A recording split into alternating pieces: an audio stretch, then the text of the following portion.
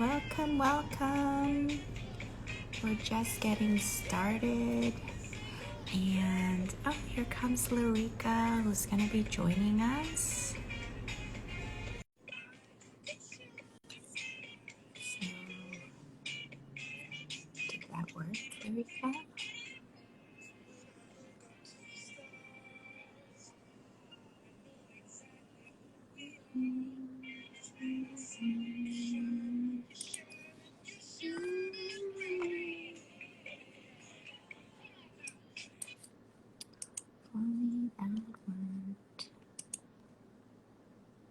Laurika, hopefully you are on your phone or an iPad. Otherwise, you won't be able to join us here. So if you could, if you are on your phone, or hopefully that worked. Oh, unable to join. Yeah, Laurika, you need to be on your phone or on an app. You can't join on a browser. So if you could switch to that, that'd be great. Just to let you know. Oh, here we go. They accept. Yay! Maybe that worked.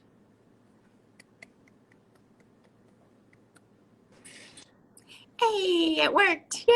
Hi. Hey, Laurika, how are you? I'm doing well. How are you? I'm a little tired, but I'm here. Yeah, That's all I me can too. say. Me too. Me too. Be with you today. Happy Cool, Monday. cool. Yeah, happy Monday. So welcome to Monday Meals. I'm so happy to have you on.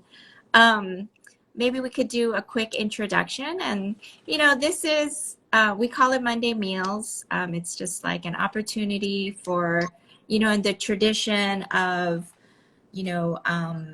of being in community with elders. And I come from an organizing background where we did a lot of like, we would read and learn together, and that would usually be over food, right? And so Mm-hmm. then we would just talk and like, we would talk about what's happening in the movement and things that we know and learned about and share together. And so this is that opportunity for us for folks in Oakland and beyond to like learn about what folks are doing in Oakland and what's happening and moving and shaking in Oakland on the political scape. And then also, like in the movement, what's happening. And so we're really excited because Oakland Rising has been working with several other organizations on the Real People's Fund. And so, and so we'll be talking about that a little bit. But before we get into it, we usually ask everybody who joins us to do two things, to answer two things. Mm-hmm. One is introduce yourself. Who are you? Why are you, where you come from, your pronouns. And then two is for you to tell us what you're having for lunch. Yes. And then what are other folks having for lunch that folks can enjoy. So if you're joining us and want to just drop it in the chat, let us know what you're having for lunch. I'm having a banana. I'll have some proper lunch after this, but Mm-hmm. what about you, Laurika? Tell us who Yeah. you are. Tell us where you come from. Mm-hmm. Yeah, we'll do. Hi, everyone. My name is Laurika Harris-Kaye out there in IG land. Yeah, my pronouns are she or they. I am the portfolio director at Runway, who is the fund manager for the Real People's Fund, which we'll talk about that work a little more. So, yeah, I've been working with Liz and an amazing group of other activists and community organizers, to help kind of bring financial wealth, community wealth, as well as political power to, all the amazing folks that y'all work with. I'm so Um, excited about that. yeah, me too. I'm excited to get into the conversation. And for lunch, I just made a little quick tuna salad with some pita. And I think I'll probably also eat it mostly after the conversation, but I was nibbling a little bit before. So that's what I Oh, got going. good. Yeah, And my feel tea. free to feel free to like feel free to snack while we're talking, though. Yeah.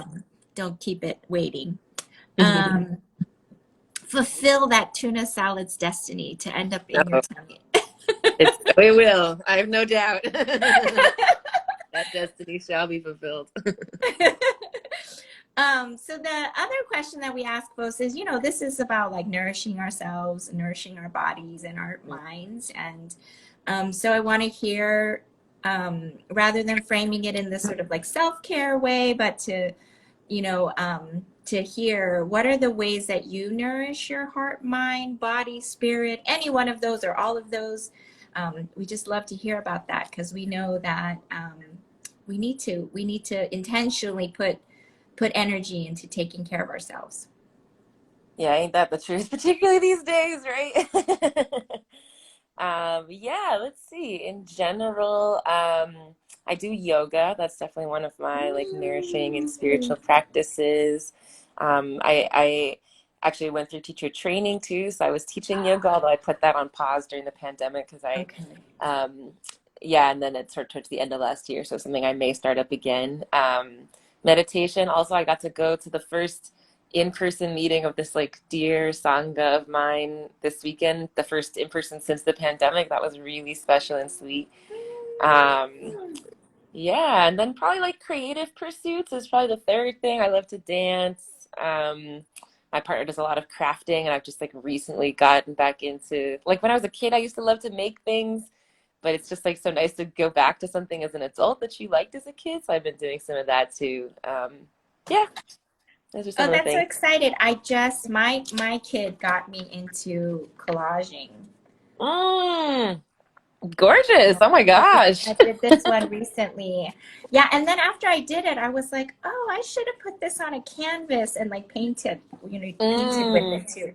So now I'm like, I'm just like, oh, that's fun. Let's do this more. yeah, arts and crafts are the Yeah, best. it's I'm been like, really why am I learning? exciting. Yeah, and then I also got to join last week. Thank you for sharing all that, by the way. But I got to join last week Eastside Arts Alliance Mm, and Bandung Books. They have Patrice Lumbu, Lum, I'm having a hard time saying the name, so I'm not going to try.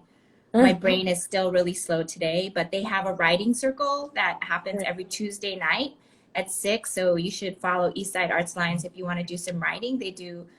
It's such a great space for folks of color to come together and do writing. And then nice. they do Thursday, which they call Holla Back Thursdays. And Mm-hmm. then I think this last week was the first time in person. So I didn't go to that one, but the poets get together and just if you show up, though, you got to read. That's the only Okay, thing. it's good to know. Good to know. They give you a pass like the first or second time for you to just like listen, but Observe, then yes. you gotta be ready to like bring your stuff. And it's like one Okay. of the most supportive places for that type, Mm, of like creativity and release and there's just a lot of snaps, lots of praise, and it's really yes. good to just be in that space. So Ooh, love that. so that's something I've been doing creatively. So thank you for giving me the opportunity to share that. Of course. but but so let's get into it. Like what's the real people's fun, right? And I think that it's really exciting. I'm really excited about what it is. And it's been in the works for about 6 years now, 5, 6 years now, right? And so we're about to launch. And so, but let's get into what is the Real People's Fund, because I think um, this is an opportunity for us so if any of you out there who have small businesses or are thinking about starting a small business or and have like progressive values, or you generally understand and have a leaning towards progressive values, right?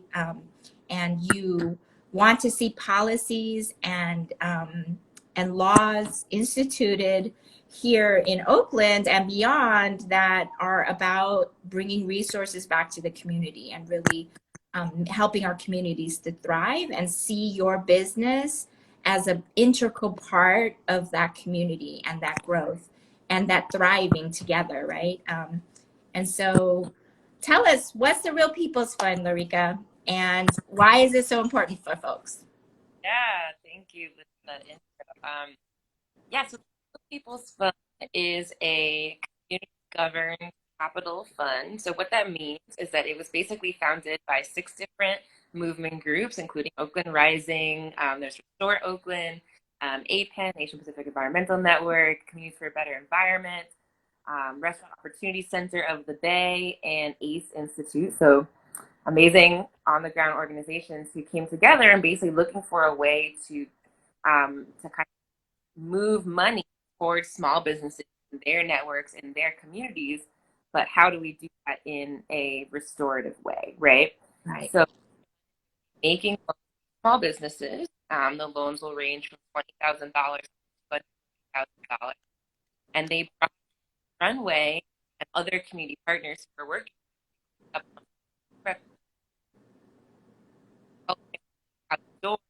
a restorative way. What that looks like is that things like we don't collateral, we don't use credit scores in our decision making process because we know how much Black and Brown communities have been sort of like decimated by the financial sector, and that a lot of people have struggles with credit. Really, yeah, we call it character-based underwriting. So it just means that throughout the process, we're centering the entrepreneurs. What are their needs, and what is it like for a group of ourselves, Black and Brown people, to be moving money to BIPOC small businesses in a way that really represents and is beneficial for and centers, not just afterthought, and have this entire kind of mission as well about creating political power. So in addition to this lending work where we're generating wealth in communities, supporting small businesses, all the loans also come with advising. We're also talking about how can we get the small business community involved in the political landscape of what's happening in Oakland and in the East Bay, right? So the work that Oakland Rising is doing around the progressive small business tax, how do we educate entrepreneurs and how do we kind of bring them into that fold of political education, political advocacy in their own community? We know that entrepreneurs are also community members, that they're affected by policy. Right. About like, oh, they need money. And of course, a lot of folks do need money, and it can be really hard for Black and Brown to stage together. We want to provide that. And we know that kind of shifting, the kind of changes that we want to see are also going to be happening on the political level too. So how do we bring those businesses into that land? Yeah, I mean, and that's part of the exciting part. Well, the first part, I want to just talk about like the first part first. So the loan and the grants, the funding for businesses. What I really love about this is it takes big banks out of the equation, right? Because those big banks like do funds, right? They fund things that we don't like to see happening, right? They fund drilling for oil on native land, right? They extract and they use very extractive economy to like take resources out of our communities and pull them away.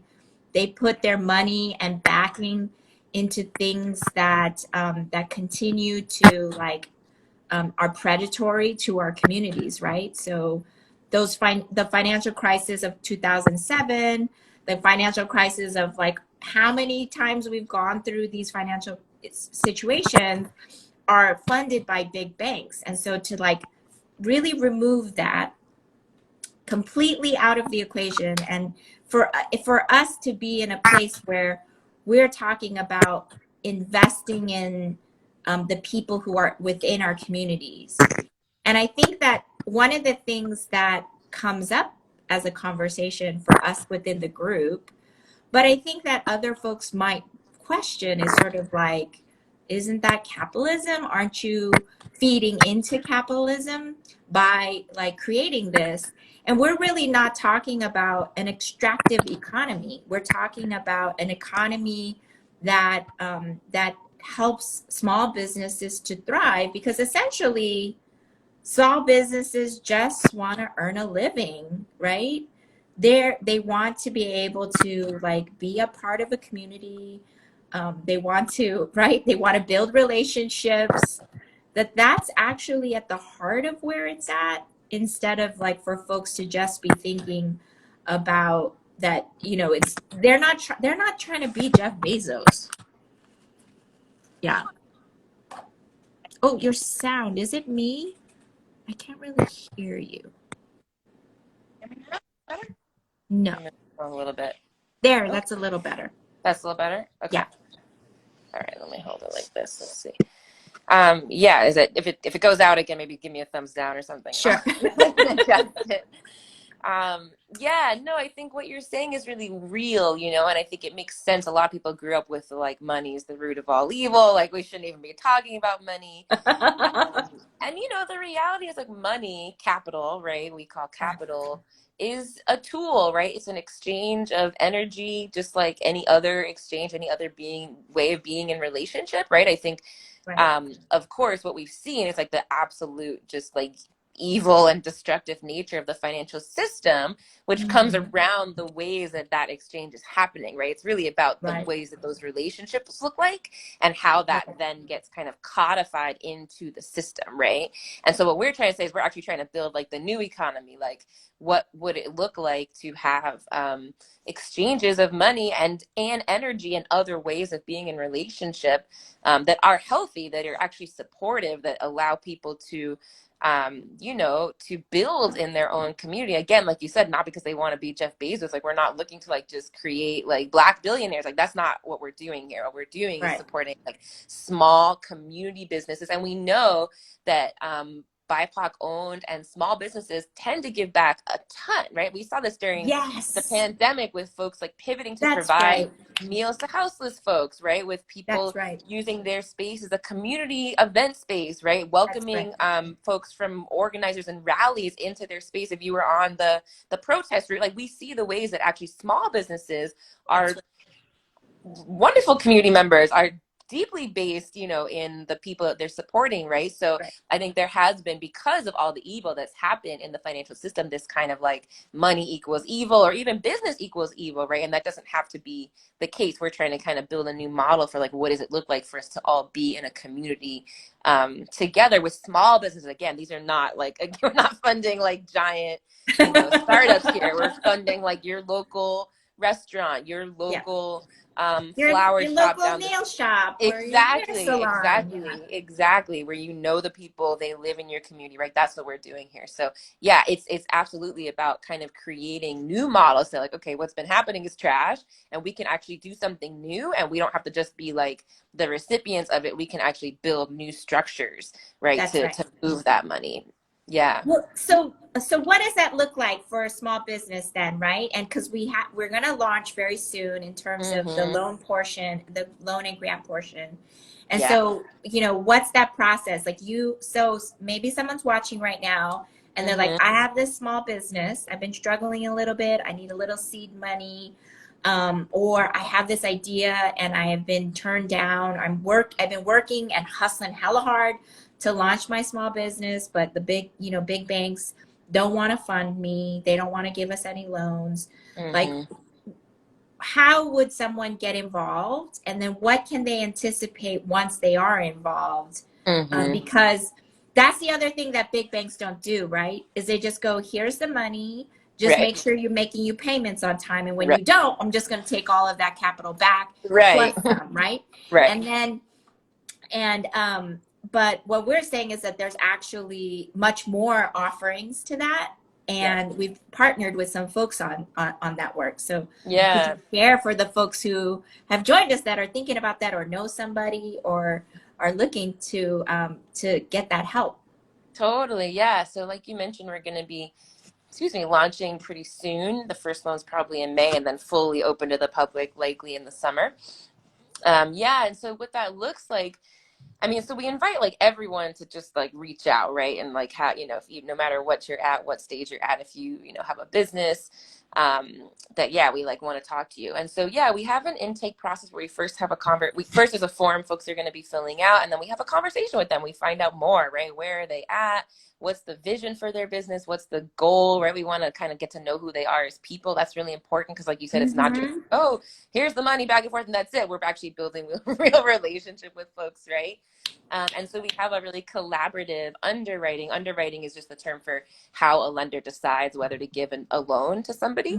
So that's the process where we're looking at folks' materials, but we're also in that process often doing a lot of coaching. Hey, have you thought about this? Have you thought about that? We're looking at their business plans, at their financial projections, right? And again, we don't have some of the, kind of very rigid criteria that, banks have, where you have to have been operating for like 5 years and you have to be making an X amount of revenue, right? For us, it's more about seeing that there's a consistent revenue, right? That you've gotten the kind of idea off the ground, and then really looking at people's business plans and projections. And so, yeah, like you mentioned, there's also, it's not just a loan, right? It's a whole kind of program that comes with it. So our partner, Uptima Entrepreneur Collective, is doing the technical support. So all the loans come with one-on-one business advising from Uptima. They also come with what we call success circles. So it's kind of like peer support groups for entrepreneurs to be able to talk to each other and share resources. Sometimes entrepreneurship can be lonely and people feel like, I'm out here hustling and doing it all on my own, right? So we have a community of entrepreneurs who comes together, who can support each other emotionally, resources, right? Share service providers, all those kinds of things. And then also we're going to be doing all this political education, right? So there's going to be opportunities to tap into whether it's learning about a particular political issue, like the progressive business tax, or actually participating, right? Get calls to action for folks to participate oh, thank you, whoever just pinned up to my That's me. Just to the be back clear, end team. I'm putting that Liz over in and here, then like, pinning stuff. yes, appreciate you. Liz I'm on like 2 different accounts, so I could do this. Yes. With the multitasking, like, oh gee, I'm over here like, I can really I can't alive. So yeah, I think for me, like, that's honestly in some ways what's most exciting. Like, I think now we've seen a lot more, particularly in the East Bay, like maybe lower cost of capital. So, 0% or 2, 3, 4% loans. But I think what's really special about what we're doing at Real People's Fund is this kind of support system where it's not just like, oh, here's the money, good luck, right? We're actually like helping people, through the advising to like put it into place to grow sustainably. And then there's such a deep community, right? Who's of all the movement groups, of the other entrepreneurs, right? So we're really in real relationship with folks and are looking for folks who are interested in, not just money, but kind of tapping into that kind of community, into those kinds of supports, and being in a true relationship with us. That's not just like, we're going to see you when your payments due and never talk to you again, So, yeah. And I think that that's one of the things that is so critical and important for us to like remember and think about, is because oftentimes that the financial institutions, the big financial institutions, benefit actually from small businesses failing. Right? And what we're saying is that actually it's not about the interest payments. It's not about like what we as Real People's Fund is going to like grow and grow and grow, right? Like, we're committed on our end to like figure out what the funds are and the funding, and that we can continue to like build into this so that we can create an ecosystem that builds in a different economy, right? And so I think that's one thing that for folks to know, right? That this isn't just it's really not about us creating a new capitalist system. It's really just about how do we create a thriving community and understand that small businesses are a part of that thriving community, and can really feed into that. So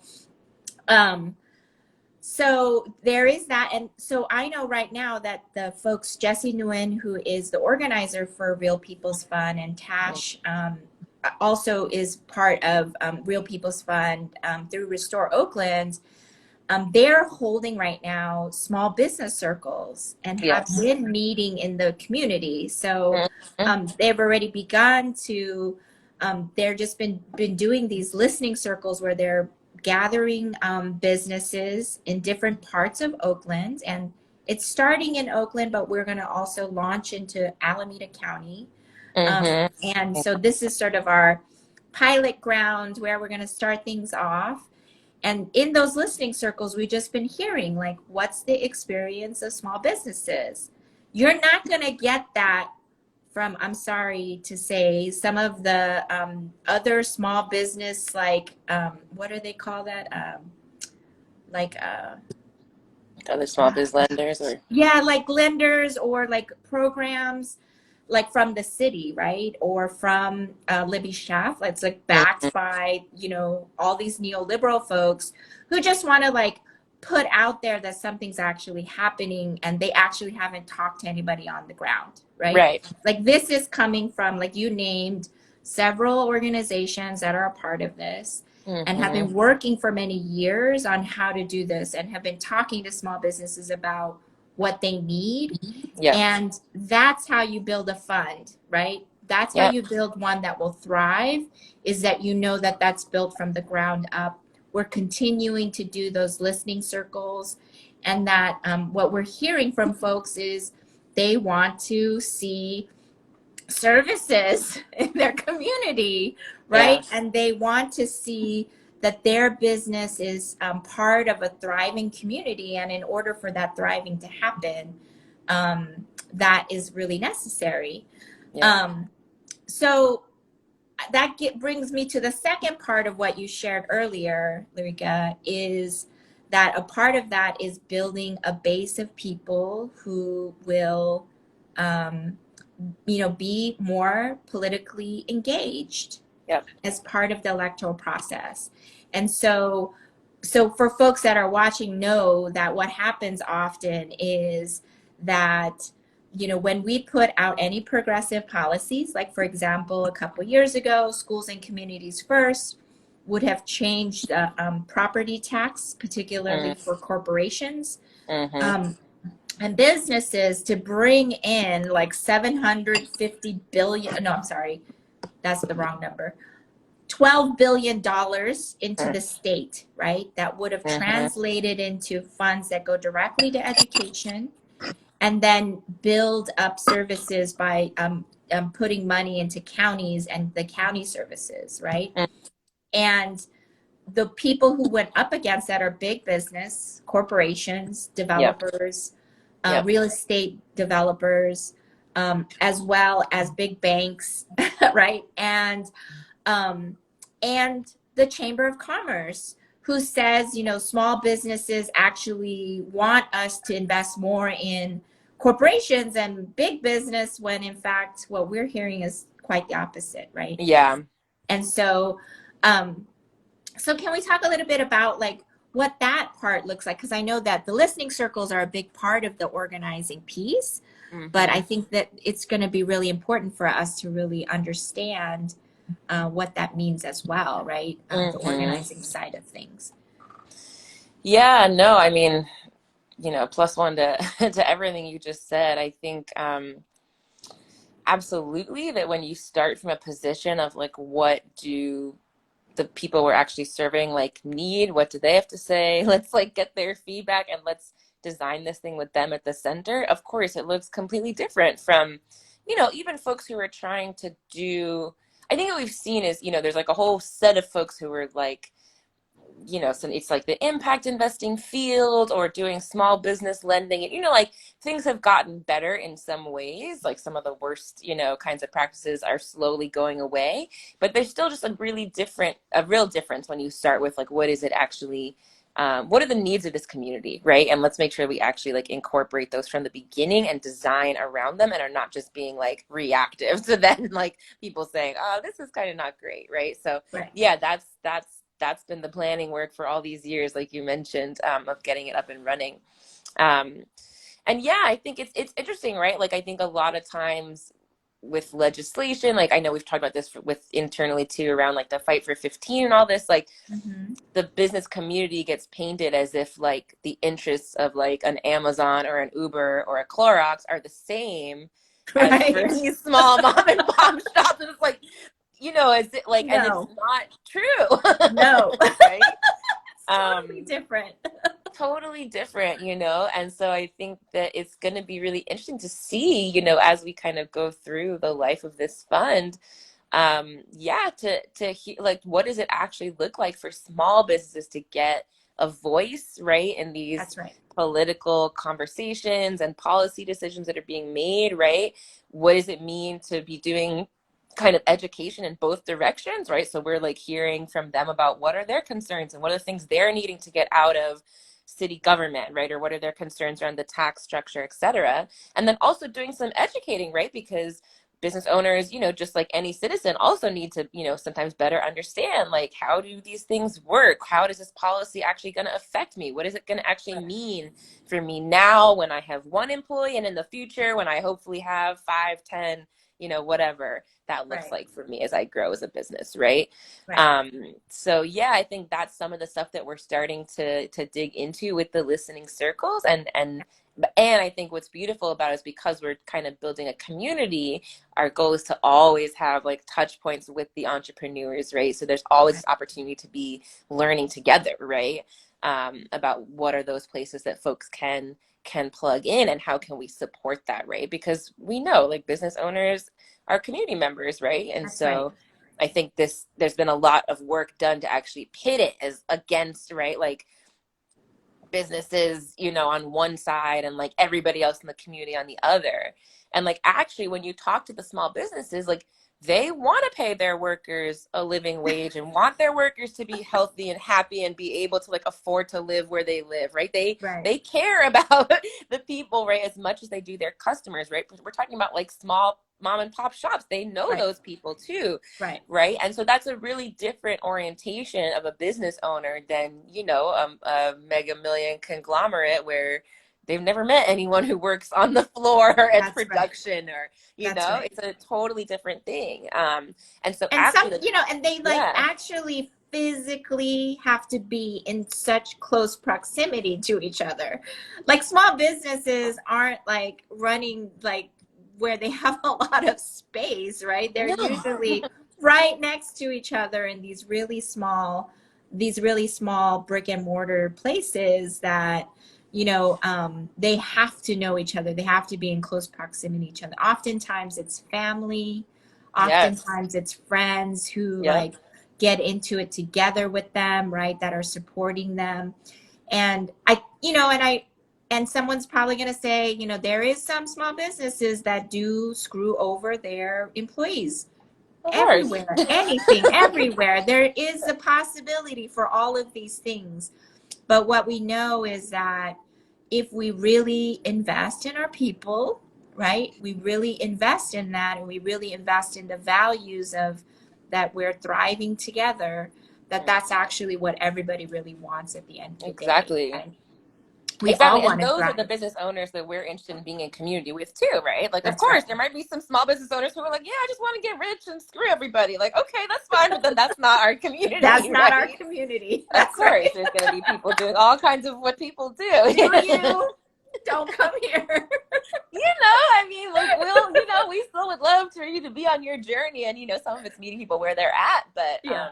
but no, up and down, by and large. I mean, we talk to people who are like, yeah, I would love to one day be able to provide health insurance for my workers. I would love to think about Right. hiring, formerly incarcerated folks or unhoused folks. I would love to source my supply chain sustainably, right? And so it's really about, okay, cool. How do we support people in getting to be able to do those things, like making that impact that they want to make in their That's community? right. But all those business owners are trying to do something positive for their community, right? I Right. want to provide healthy meals, right? Yes. Whatever it is.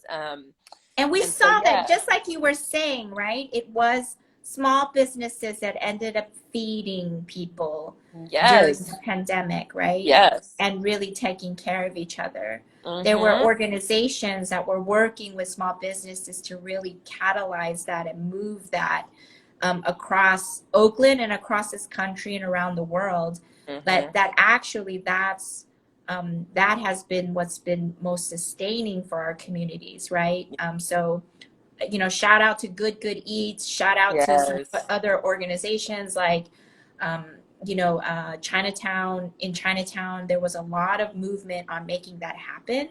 Yep. because there was a lot of people who didn't want to go to Chinatown, and Right. Chinatown's businesses thrive on foot traffic, right? Yeah. And thank goodness that Chinatown has really seen a resurgence and comeback in the past like year. But there was a time when it was silent in Chinatown, and Mm. businesses were on the verge of shuttering, right? Yeah. And there were many businesses that shuttered as a result, is because, and then, to be able to be in community with other people on like, how do we do that in a way, and so that kind of gets me to one thing that you've mentioned several times in this conversation, and then I think we could move to closing out, Mm. is that there's a few council members who have been working and with community and with labor organizations to really put forward, to rethink our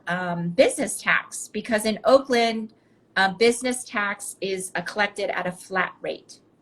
So if you know what that means it's a regressive rate. It's a regressive because it means that the poor people, the smaller businesses, actually bear the largest burden of that tax collection, right? And that tax collection goes into our general fund. That general fund pays for our libraries, our parks, our public works. It also goes to our cops, right? Right. And our fire services.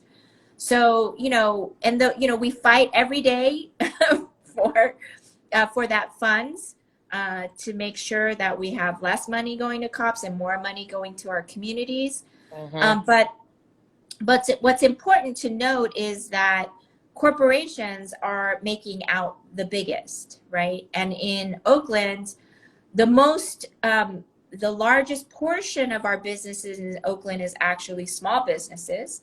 Yeah. And a large portion of our small businesses, and I'm not going to even try to quote percentages because my brain is not functioning correctly, but like that, but a large percentage of our small businesses is folks of color. Yep. And women, right there. And so what we need to be doing is really thinking about how are we investing in these people and in these communities. And instead, our corporations are making out with billions. It's not even like a couple 100,000. It's like Nope. billions. Yeah. Clorox made, I think, $146 billion in 2020, right? So paying the same tax rate as my little bodega down the street. I'm saying, right? Like, I know you all go to, that taco truck in the middle of the night. Like, hey, I need some tacos. That's who they end up paying a larger portion of their income to the business tax. Then it's not even a dent, and the proposed business tax structure and the change in that means that anything above, you make $1 million or more, and then incrementally it gets larger. So if you're making 10 million, plus, which falls under the category of corporations, right? Tend to make that much money, and on that end, they pay at a higher rate. It is still lower than the rate in San Francisco. Right. Right. So I want folks to know that, because you're going to hear Chamber of Commerce, you're going to hear all these people talk about this is going to drive away businesses. People are going to leave. No one wants to pay that high of a rate. But they're all willing to come to Oakland and pay our high real estate prices for leasing. Yep. Like, you're willing to pay for the high cost of just coming to Oakland. So why not invest more in our communities that you're benefiting from? Right. Why not? Why would you not want to do that? That's the confusing part to me when I hear the Chamber of Commerce like saying, well, they don't want to lose business. And I'm like, well, if you're not investing in Oakland, cool. Peace. Right. Exactly. Right. When do we get to say, like, we should also be getting something out of this, like, we should also be getting a fair a fair shake. Yeah. Exactly. And and I just think that it's important for folks to really know that. There's Mm-hmm. just so folks know, like there are two avenues by which this is going to try to get on the ballot in November. There's going to be a signature gathering campaign, and there is um, and there is also. I just want to make sure I'm giving the right disclosure stuff. So this is paid for by Lift Up. Um, Invest in our Oakland Mm. coalition. So just to disclaimer, y'all. So there is a signature gathering campaign that's going out there. You're going to see out on the street that PG&E and Blue Shield of California have put out a counter proposal, which is like supporting big business so they can continue to have the better shake in the business tax structure. Mm-hmm. They are fighting it all the way. Some real estate developers and other folks are getting in on it. So if you see out there people asking you about that, and if it doesn't say invest in our Oakland, right, then you know that that's not the one that's being led by the community. That's Right. being led by labor organizations and community organizations like Oakland Rising. Real Right. People's Fund is also part of really supporting this and organizing around it. Mm-hmm. We're also moving businesses, small businesses, to show up in support of this. And we've already heard, we had a meeting last week for the Rules Committee for City Council, and we heard a few of our businesses that came through from Real People's Fund to show up and say they Mm-hmm. support it, that they Yeah. support investing in Oakland and really laying the burden of that at the people who make the most money. Yep. I, you know, I'll tell you, Laurika, I am a signature gathering mad monster. Like I love getting the signatures. I love talking to people about, what it is that we're trying to push for. Mm-hmm. And I just say, this is the line I say, Oakland Rising, Oakland has a flat business rate right now, business tax rate. And we want to move it so that corporations are paying their fair share, that they're paying, Yeah. the more money you make, the more you pay. Everybody's like, yeah, let me do that. Right. Let me get on that.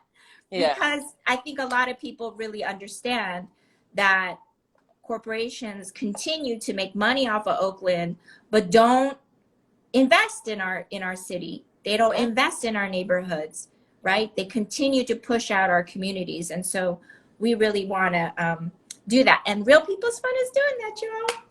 Yeah, and shout out to Oakland, right? I mean, all the work that y'all have been doing on this and just like educating us and so much of Real People's Fun learning about this and then being able to support it too has been amazing.